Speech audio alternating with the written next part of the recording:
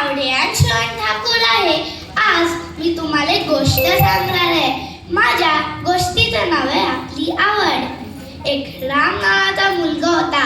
जेव्हा तो 3 वर्षाचा होता तेव्हा त्याला काहीच बोलता येत नव्हतं. त्याच्या आई बाबांना वाटलं की आपला मुलगा मतिमंद तर नाही ना.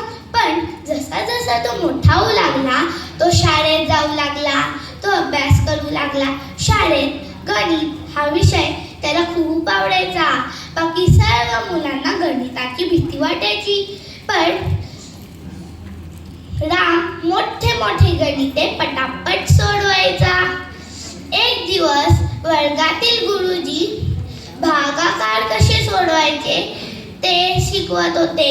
ते सांगत होते की कोणत्याही संख्येला त्याच संख्येने भागितले तर उत्तर 1 येतं. त्यांनी उदाहरणे घेतली, जसे 12 केळी 12 मुलांना वाटले तर प्रत्येकाकडे किती येणार. वर्गातील सर्व मुलांनी 1 असे उत्तर दिले. असेच दुसरे उदाहरण, 1000 लाडू 1000 मुलांना वाटले तर प्रत्येकाकडे किती येणार. वर्गातील सर्व मुलांनी 1 असे उत्तर दिले.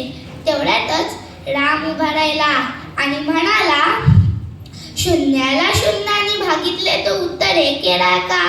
वर्गातील सर्व मुलं हसायला लागली. गुरुजी म्हणाले, नाही, शून्याला काही किंमतच नाहीये.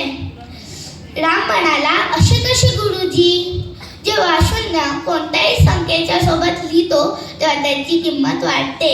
जसे 1 बरोबर 1 शून्य लिहिले तर 10, 1 बरोबर 2 शून्य लिहिले तर 100, 1 बरोबर 3 शून्य लिहिले तर 1000.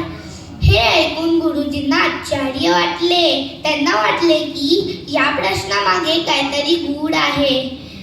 अशा प्रकारे रामला गणित या विषयात गोडी निर्माण झाली.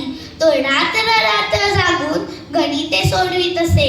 हा राम कोणी दुसरा नसून आपल्या भारताचे महान गणितज्ञ श्रीनिवास रामानुजन आहेत. ते आज थोर गणितज्ञ म्हणून ओळखले जातात. श्रीनिवास रामानुजन हे पहिले भारतीय आहेत. हे लंडनचे स्कॉलरशिप मिळवणारे पहिले भारतीय होते आणि त्यांचा जन्मदिवस गणित दिवस म्हणून साजरी केली जाते. आणि श्रीनिवास रामानुजन यांच्या गोष्टीवरून आपल्याला हा बोध होतो की कोणतीही गोष्ट जी आपल्याला फार आवड असेल त्या गोष्टीला आपण शेवटपर्यंत त्याचा ध्यास घेतला तर ती गोष्ट आपल्याला महान शिखरापर्यंत घेऊन जाते. धन्यवाद.